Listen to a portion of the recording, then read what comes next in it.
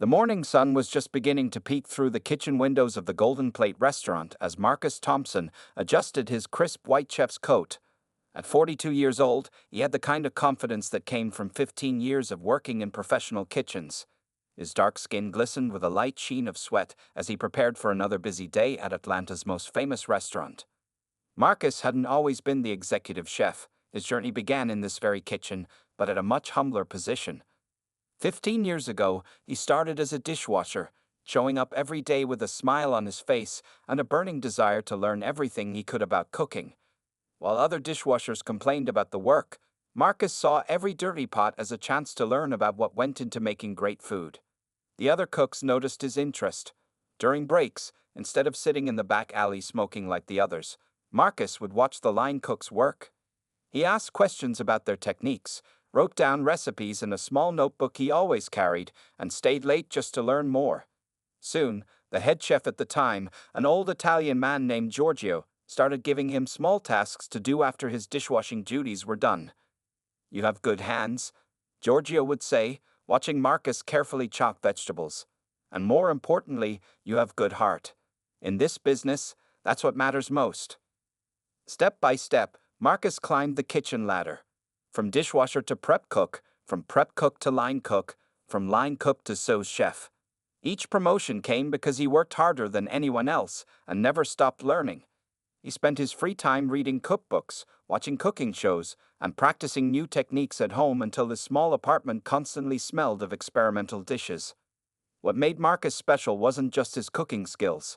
He had a way of combining the southern food he grew up with and the French techniques he learned in the kitchen. His cornbread-crusted chicken with honey lavender sauce became the restaurant's most popular dish. Customers would call weeks in advance just to make sure they could get a table on nights when he was cooking. But success didn't change who Marcus was. He remembered his own journey and made sure to help others who showed the same passion he had. When a new dishwasher named Tommy showed interest in cooking, Marcus started teaching him just like Giorgio had taught him. When Maria, a young prep cook, struggled with her knife skills, Marcus stayed after his shift to help her practice. "Everyone deserves a chance to learn," Marcus often said to his staff. "The kitchen doesn't care what color your skin is or where you come from. It only cares about how much love you put into the food." The Golden Plate's reputation grew largely because of Marcus's leadership. Food critics praised not just the innovative dishes, but the consistent quality that could only come from a well-trained, happy kitchen staff. Local newspapers wrote articles about the restaurant, and Marcus's photo appeared in several magazines. But he stayed humble, always crediting his team and remembering his own start as a dishwasher. On this particular morning, Marcus felt especially proud. The previous night, the restaurant had served a special dinner for the mayor of Atlanta, and everything had gone perfectly. The mayor himself had come to the kitchen to thank the staff, shaking Marcus's hand and praising the meal as the best I've ever had in this city. As Marcus began his morning routine of checking inventory and planning the day's specials, he didn't know that big changes were coming to the Golden Plate. He didn't know that all his hard work and success were about to be tested in ways he never imagined. For now, he was simply doing what he loved most, preparing to create beautiful food with his team. Looking around his kitchen, Marcus smiled at the sounds of his staff arriving, the clatter of pots, the whoosh of burning stoves, and the cheerful good morning greetings. This kitchen was his home. These people were his family, and he couldn't imagine being anywhere else. But sometimes life has other plans, and the true test of a person's character isn't in their success, but in how they handle the challenges that come their way. The news came on a busy Tuesday afternoon. The Golden Plate had been sold to a large restaurant group called Elite Dining Enterprises. Marcus learned about it when all the staff were called to a meeting in the dining room before the dinner service. The owner, Mr. Patterson, an elderly man who had run the restaurant for 30 years, stood before them with tears in his eyes. "You're all family to me," Mr. Patterson said, his voice shaking slightly. "But I'm getting too old for this business. The new company has promised to keep all of you on staff. They say they want to make the Golden Plate even better." He looked directly at Marcus when he said this, as if trying to apologize with his eyes. Standing next to Mr. Patterson was a tall man in an expensive gray suit. His name was Richard Wells, and he would be the new manager. Wells smiled at everyone, but Marcus noticed something odd about that smile. It didn't reach his eyes. When Wells shook Marcus's hand, his grip was too tight, like he was trying to prove something. "I've heard great things about this place," Wells said, looking around the dining room. "But I think we can take it to the next level. Make it more sophisticated." The way he said sophisticated made Marcus feel uneasy, but he pushed the feeling aside. Change was normal in the restaurant business, and Marcus had learned to adapt over the years. The changes started small. First, Wells changed the restaurant's hours without asking anyone's opinion. Then he ordered new plates and silverware, throwing out the classic ones that customers had loved for years. But what bothered Marcus most was how Wells acted during service times. Every night, Wells would stand in the kitchen, watching Marcus work. He never said anything directly negative, but he would make small comments that felt wrong. When Marcus was teaching Tommy, the young dishwasher, some cooking basics, Wells walked by and said, "Shouldn't you be focusing on your own work instead of playing teacher?" When a food critic gave the restaurant a great review and specifically mentioned Marcus's special cornbread-crusted chicken, Wells told the staff, "We need to move away from such simple dishes. Our customers expect more refinement." The way he said simple made it clear he wasn't giving a compliment. Marcus tried to stay professional. When Wells suggested changing some of the popular menu items, Marcus politely explained why customers loved these dishes. He showed Wells the reservation book, pointing out how many people specifically requested his cooking. But Wells would just smile that cold smile and say, "Times are changing. We need to keep up." The kitchen staff noticed the tension. Maria, the prep cook Marcus had trained, overheard Wells talking on the phone one day. "We need to make some changes in the kitchen," Wells had said. "The current situation doesn't match our company's image."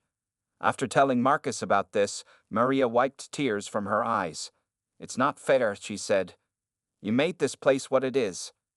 Marcus started keeping a small notebook in his pocket, writing down everything Wells said and did. He had learned long ago from his mother that when things didn't feel right, it was smart to keep records. He noted the dates, times, and exactly what happened. He also saved every email and text message from Wells. The breaking point came during a busy Saturday night. The kitchen was running perfectly, every dish going out exactly as it should. The dining room was full of happy customers, and even the waitstaff was smiling despite the rush. Then Wells walked in with a new menu he had created without consulting anyone. "Starting next week, we're going in a new direction," he announced loudly. "We need to elevate our offerings, make them more appropriate for our target clientele." His eyes locked with Marcus's as he said this, and this time there wasn't even an attempt at a fake smile. Marcus looked at the new menu. His award-winning dishes were gone. The Southern French fusion cuisine that had made the Golden Plate famous had been replaced with generic high-end dishes that could be found at any expensive restaurant. In that moment, Marcus knew that bigger changes were coming, and they wouldn't be good. The next 3 months at the Golden Plate were the hardest in Marcus's career. Every day brought new challenges that had nothing to do with cooking and everything to do with Wells's behavior. The kitchen that had once felt like home now felt like a battlefield, with Wells looking for any excuse to criticize Marcus's work. One Monday morning, Marcus arrived at work to find his schedule completely changed. Instead of working the busy dinner shifts where his regular customers expected him, Wells had moved him to slow lunch shifts. When Marcus asked about the change, Wells simply said, "We need a different atmosphere for our evening crowd." The staff watched helplessly as Wells continued his campaign. Tommy, the young dishwasher Marcus had been teaching, was moved to a different shift. "We can't have you distracted from your main duties," Wells told Marcus with that cold smile. Maria, the prep cook, was warned not to waste time talking to Marcus during breaks. But Wells' most painful attacks were aimed at Marcus's recipes. The special notebook where Marcus had collected 15 years of cooking ideas disappeared from his locker one day. When he reported it missing, Wells just shrugged and said, "You should be more careful with your things." A week later, Wells introduced several new dishes to the menu. Marcus's stomach turned when he saw them. They were his recipes, slightly modified, but definitely his creations. When he confronted Wells about it, the manager raised his eyebrows and said, "Do you have any proof these are your recipes? I don't see your name on them." The regular customers noticed the changes.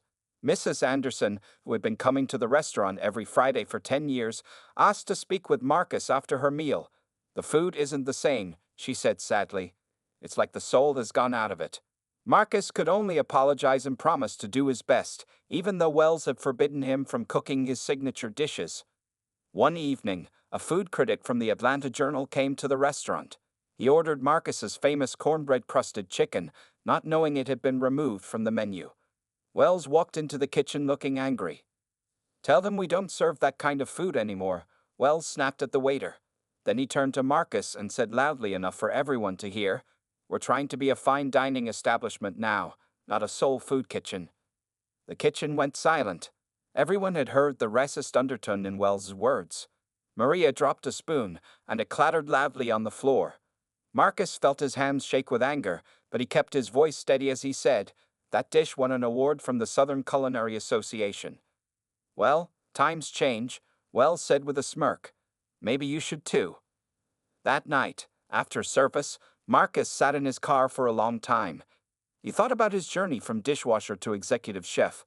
He thought about all the people who had helped him along the way: Giorgio, who saw his potential; Mr. Patterson, who promoted him; the staff who had become his family.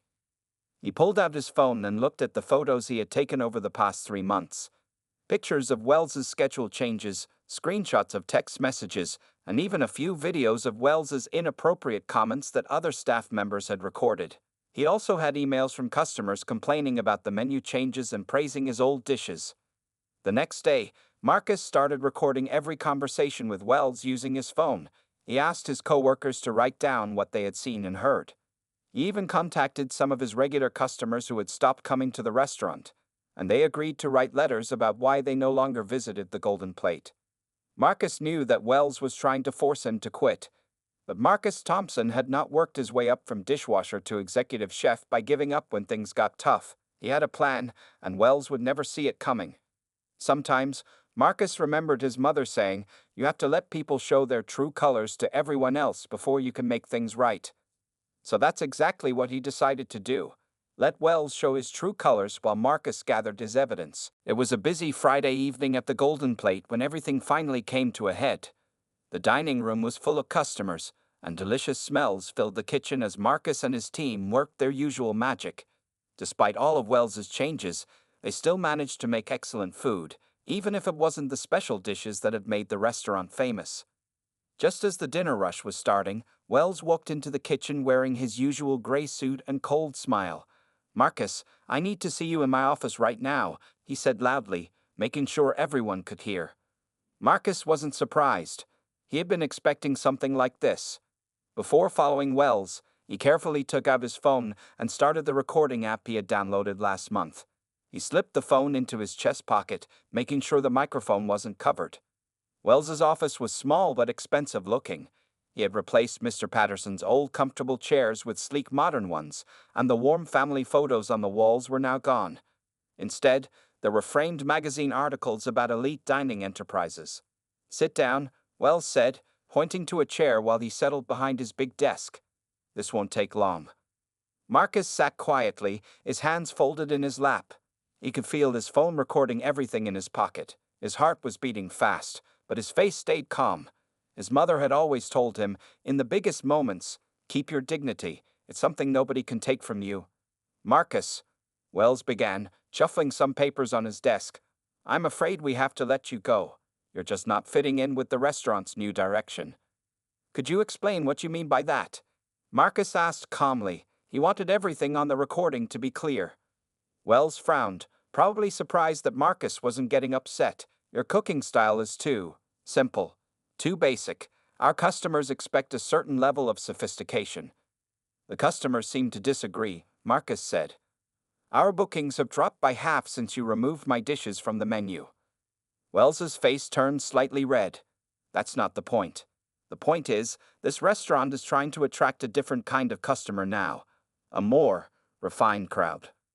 "What kind of crowd would that be?" Marcus asked, keeping his voice steady. That's when Wells made his big mistake. His frustration at Marcus's calm questions finally made him show his true feelings. "Look," he snapped, "let's be honest here. Your kind of food attracts your kind of people. But that's not what elite dining wants. We're trying to build an upscale establishment here, not a neighborhood cookout." Marcus felt his hands tighten in his lap, but his voice stayed perfectly calm. My kind of people? He asked. Could you explain exactly what you mean by that? Wells seemed to realize his mistake. He started backtracking, shuffling more papers on his desk. That's not what I simply meant. But Marcus wasn't done. Is it the same reason you moved me to lunch shifts? The same reason you stole my recipes but took my name off them? The same reason you told the staff not to talk to me? Wells stood up suddenly, his face now fully red. You're fired. Get out of my restaurant now. Marcus stood up slowly, with dignity. Actually, it's still the Golden Plate restaurant. And I think the corporate office of Elite Dining Enterprises will be very interested in hearing this conversation. He patted his chest pocket where his phone was still recording. Wells's face went from red to white in an instant. You can't record me without permission. Georgia is a one-party consent state, Marcus said calmly. Only one person in a conversation needs to know it's being recorded. I learned that from my lawyer last month. As Marcus walked to the door, he turned back one last time. And Mr. Wells, I have a lot more evidence than just this conversation. I think it's you who doesn't fit the company's direction, especially their anti-discrimination policies. With that, Marcus walked out of the office, leaving Wells sitting there with his mouth open. The real battle was just beginning, and Marcus had all the weapons he needed to fight it. After leaving Wells's office, Marcus didn't go home to feel sorry for himself. Instead, he drove straight to the office of Sarah Chen, an employment lawyer he had contacted 2 weeks earlier. He had her card ready in his wallet, knowing this day would probably come. Sarah's office was small but professional, with law books lining the walls and a desk covered in neat stacks of papers. She listened carefully as Marcus played the recording from his phone. When it finished, she smiled. This is exactly what we needed, Sarah said, taking notes on her laptop. But let's make the case even stronger. Tell me about all the other evidence you collected. Marcus pulled out his own laptop and opened a folder he had carefully organized. I have everything documented, he said. Every schedule change, every stolen recipe, every inappropriate comment. I saved all the texts and emails too. He showed Sarah the pictures of his original recipes from his cooking notebook, then Wells' new menu items that were clearly copied. He had screenshots of the old schedules and the new ones that pushed him to quiet lunch shifts. There were even customer reviews showing how the restaurant had gone downhill after Wells changed Marcus's menu. But the most important evidence came from my coworkers, Marcus explained, pulling out several sealed envelopes. They'd all wrote statements about what they saw and heard. Maria had written about how Wells told her not to talk to Marcus. Tommy, the young dishwasher, wrote about Wells stopping his cooking lessons. Even the waitstaff had written statements about Wells's behavior and the dropping customer numbers. Sarah read through everything carefully. Marcus, she said finally, you've built an incredibly strong case. But are you sure you want to take it to corporate first? We could file a lawsuit right away. Marcus shook his head. I don't want to destroy the Golden Plate's reputation. Too many good people work there. I want to give Elite Dining a chance to fix this problem themselves. Together, they spent the next 3 hours organizing all the evidence into a clear, professional presentation. Sarah helped Marcus write a letter to Elite Dining's corporate office explaining everything that had happened. They included copies of all the evidence, the recording, and the statements from coworkers. Remember, Sarah advised, keep everything professional. No angry words, no threats. Just the facts and what you want them to do about it. Marcus nodded. In his letter, he asked for 3 things: an investigation into Wells's behavior, protection for the staff who had supported him, and a review of the recent changes at the Golden Plate that had hurt its success. The next morning, Marcus went to the post office and sent the package by certified mail to Elite Dining's corporate headquarters in Chicago. He sent copies to their legal department and human resources office too. He wanted to make sure the right people would see it. Then he did something that surprised Sarah. He sent a copy to Wells himself. You should know that I'm handling this professionally, Marcus explained. No sneaking around, no games. Everything out in the open. Over the next few days, Marcus received many supportive messages from his former coworkers. Maria texted that Wells was acting nervous, checking his phone constantly. Tommy reported that Wells had started being extra nice to everyone in the kitchen. That's because he knows he's in trouble, Sarah said when Marcus told her. You did everything right. You stayed professional, gathered evidence, and followed proper channels. Now we wait. Marcus spent this time visiting other restaurants in Atlanta, talking with chef friends, and even teaching a few cooking classes at the community center. He wanted to show everyone that he wasn't hiding or ashamed. A week after sending the package, Marcus's phone rang. The caller ID showed a Chicago number. It was Elite Dining's corporate office. When he answered, the vice president of operations herself was on the line. "Mr. Thompson," she said, "we need to talk about what's been happening at the Golden Plate. And I want to thank you for bringing this to our attention in such a professional way." Marcus smiled. The next phase of his plan was about to begin, and he was ready for it. The Elite Dining corporate team arrived at the Golden Plate on a Monday morning. They came in 3 black cars, led by Patricia Martinez, vice president of operations, and John Kim, the head of human resources. They had flown in from Chicago after reviewing Marcus's evidence package over the weekend. Wells didn't know they were coming. He was at his desk, working on next week's schedules, when Patricia walked into his office without knocking. The look on his face when he saw her told everyone watching that he knew he was in trouble. "Mr. Wells," Patricia said firmly, "please step into the conference room. We have some matters to discuss." Her tone made it clear this wasn't a request. While Wells was in the conference room, John Kim and his team spread out through the restaurant. They talked to every employee, from the dishwashers to the hostesses. They set up in the dining room, calling staff members one by one to share their experiences. Maria was one of the first to speak. She brought her own notebook where she had written down dates and times of Wells's inappropriate behavior. She told them about how Wells had changed the schedule to separate her from Marcus, her mentor. She described the phone call she had overheard about changing the kitchen's image. Tommy, the young dishwasher, spoke next. He showed them text messages from Wells telling him to stay away from Marcus. "He said I should learn from someone more appropriate," Tommy told the investigators, his voice shaking with anger. "But Chef Marcus was the best teacher I ever had." The waitstaff had their own stories.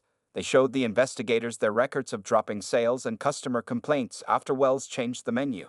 They had saved comments from regular customers who stopped coming when they couldn't get Marcus's special dishes anymore. Even the restaurant's suppliers came forward. One produce vendor brought emails showing how Wells had canceled orders from black-owned farms that Marcus had carefully chosen for their quality products. Wells had switched to more expensive suppliers without any improvement in quality. The investigation team found something else too. They discovered that Wells had lied on his job application. He had been fired from his last 2 jobs for similar behavior, but he had hidden this information when applying to Elite Dining. In the conference room, Patricia Martinez was showing Wells all the evidence. She played Marcus's recording. She showed him the staff statements. She put the customer complaints on the table one by one.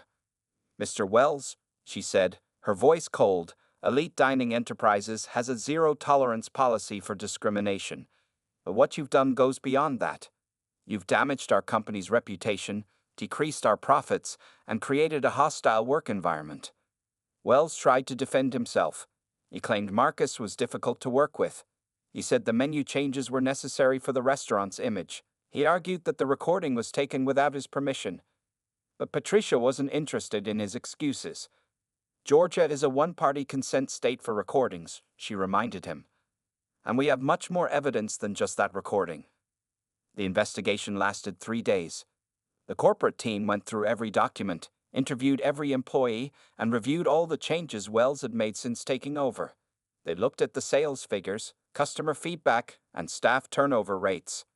On the 4th morning, Wells was called back to the conference room. He left 10 minutes later, carrying a small box of personal items, his face red with anger and shame. He didn't look at anyone as he walked out of the Golden Plate for the last time. Patricia Martinez called a staff meeting that afternoon. Everyone gathered in the dining room, wondering what would happen next.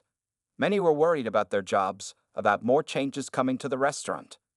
First, Patricia announced, "Mr. Wells is no longer employed by Elite Dining Enterprises. His behavior was unacceptable and against everything our company stands for." The staff exchanged smiles and sighs of relief.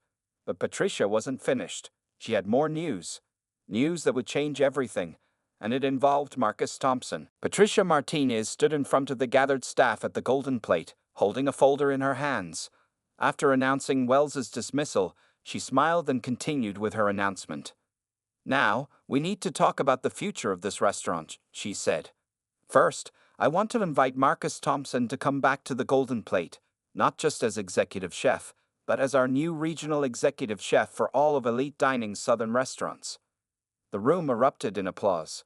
Maria wiped tears from her eyes, and Tommy whistled loudly from the back. When the noise died down, Patricia continued. We're also making some other important changes, she said. All of Mr. Wells' menu changes are being reversed immediately. Chef Marcus's original dishes will be back on the menu starting tomorrow. More applause filled the room. Several servers hugged each other, knowing their regular customers would be thrilled to hear this news. But that's not all, Patricia said, opening her folder. Elite Dining wants to make this right. We're giving back pay to all staff members who lost hours or tips under Mr. Wells's management, and we're creating a new training program to make sure nothing like this ever happens again. Just then, the dining room doors opened, and Marcus walked in. He was wearing his chef's coat, pressed and clean as always. The staff rushed to greet him, with Maria reaching him first and giving him a big hug. Welcome back, Chef, Tommy called out, and everyone clapped again. Marcus walked to the front of the room to stand next to Patricia. His eyes were slightly wet, but his smile was bright and proud. Thank you all, he said, looking around at his kitchen family. But I have one condition before I accept this new position. Patricia looked surprised but nodded for him to continue. I want to start a mentorship program, Marcus said. I want to help young people from all backgrounds learn about cooking and restaurant management. We'll teach them everything from basic cooking skills to business operations. Patricia didn't even hesitate. Done, she said. Elite Dining will fully fund the program. We'll use it as a model for our other restaurants, too. The next few hours were busy with planning and paperwork. Marcus signed his new contract, which included a big raise and control over menu planning for all Elite Dining southern restaurants. He immediately started working on bringing back his special dishes. That evening, Marcus called Sarah Chen, his lawyer, to thank her for her help. You didn't just win a case, she told him. You changed things for the better. That's rare and valuable. The local newspaper ran a story about what happened. They talked about how Marcus fought discrimination the right way, with professionalism, evidence, and dignity. Other restaurant workers started contacting him for advice about similar situations. Elite Dining made a public announcement about the changes. They apologized for Wells's behavior and promised to do better. They'd also announced Marcus's new mentorship program, which would start taking applications the following month. The regular customers were overjoyed when they heard Marcus was back. Mrs. Anderson, the Friday night regular, came in as soon as she heard the news. When Marcus served her his famous cornbread-crusted chicken, she stood up and hugged him right there in the dining room. This is what good food tastes like, she announced to everyone. This is what happens when you let people share their gifts with the world. A week later, Marcus stood in his kitchen, watching his team work. Tommy was at the stove, learning to make sauce the right way. Maria was teaching a new prep cook the proper knife techniques. The kitchen hummed with energy and happiness. On the wall, Marcus had hung a new sign. It read, "The Golden Plate Family. Everyone welcome here." Below it was a bulletin board where he had posted information about the mentorship program, which already had 50 applications. As he adjusted his chef's coat and got ready for the dinner service, Marcus smiled. He had turned something bad into something good. He hadn't just won his job back, he had made things better for everyone who would come after him. The kitchen was his home again, but now it was even better than before. It was a place where anyone could learn, grow, and succeed, regardless of who they were or where they came from. And that, Marcus knew, was the sweetest victory of all. 6 months after Marcus returned to the Golden Plate, the restaurant had changed in ways that made him proud. His mentorship program, now called Kitchen Dreams, had grown bigger than anyone expected. Young people from all over Atlanta were coming to learn not just about cooking, but about running a successful restaurant business. The program's first class had 20 students from different backgrounds. Marcus made sure everyone got the same opportunities he had wanted when he started as a dishwasher. He taught them about food, but also about important things like keeping good records, standing up for themselves professionally, and treating everyone with respect. Tommy, who had started as a dishwasher just like Marcus, was now a line cook and helped teach the new students. Chef Marcus showed me that anyone can succeed if they work hard and get a fair chance. he told a local TV reporter who came to do a story about the program. Maria had been promoted to sous chef and was especially good at helping shy students build confidence. In this kitchen, she would say, "We don't care where you came from, we care about where you're going." The Golden Plate was doing better than ever. Marcus's original menu was back, with some exciting new dishes added by the student chefs. Every night, the dining room was full of happy customers enjoying food that mixed different cooking styles and traditions. Elite Dining was so impressed with the program's success that they started copying it at their other restaurants across the country. They sent their managers to Atlanta to learn from Marcus about how to run a fair and successful kitchen. One day, a young woman named Sarah came to apply for the program. She was nervous because she had no cooking experience. "I've always loved food," she told Marcus, "but nobody in my family ever worked in a restaurant. They said it wasn't for people like us." Marcus smiled and handed her an application. "That's exactly why we started this program," he said, "to show that the kitchen is for everyone who loves food and is willing to work hard." 3 months later, Sarah was creating her own recipes and teaching other students. Her special spicy noodle dish became so popular that Marcus added it to the menu. When customers asked about it, she would proudly tell them the story of how Marcus gave her a chance. The program's success caught the attention of other restaurant owners. They started calling Marcus for advice about making their own kitchens more fair and welcoming. Some even offered to sponsor students from the program, providing jobs and more training opportunities. 1 year after Wells had tried to force him out, Marcus stood in his kitchen looking at the wall of success stories. There were photos of program graduates working in top restaurants, opening their own food trucks, and even teaching cooking classes. Next to these photos was the original sign: "The Golden Plate Family. Everyone welcome here." The local restaurant association gave Marcus an award for outstanding contribution to the community. At the ceremony, he gave a speech that made everyone think differently about restaurant kitchens. "A kitchen is like a family," he said. "It works best when everyone is treated with respect, when everyone gets a fair chance, and when we celebrate what makes each person special. Good food doesn't care about the color of the hands that make it. It cares about the love and skill that go into it." The story of what happened at the Golden Plate spread through the restaurant industry. Other chefs started speaking up about discrimination they had faced. Restaurant owners began looking more carefully at how they treated their workers. Things weren't perfect, but they were getting better. Marcus's mother came to visit the kitchen one day. She watched him teaching a group of students, just like Giorgio had taught him many years ago. With tears in her eyes, she hugged him and said, "You didn't just stand up for yourself, you opened the door for others to follow." And that was Marcus's greatest achievement. He had turned a painful experience into something that helped many people. The Golden Plate wasn't just a restaurant anymore. It was a place where dreams could grow and anyone could learn to shine.